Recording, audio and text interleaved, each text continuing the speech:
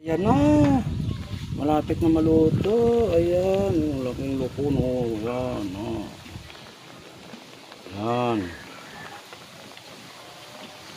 Oh.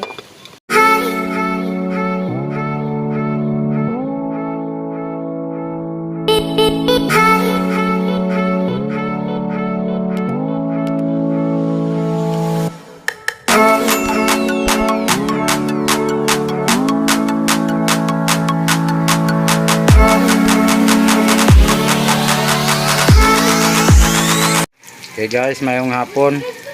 Nagisa na naman tayo ng sahog, kamatis, sibuyas, bawang. Then naghiwa na naman tayo ng baboy. Wala. Yan guys, manog finish na do. Malapit na maluto ang ating adobo.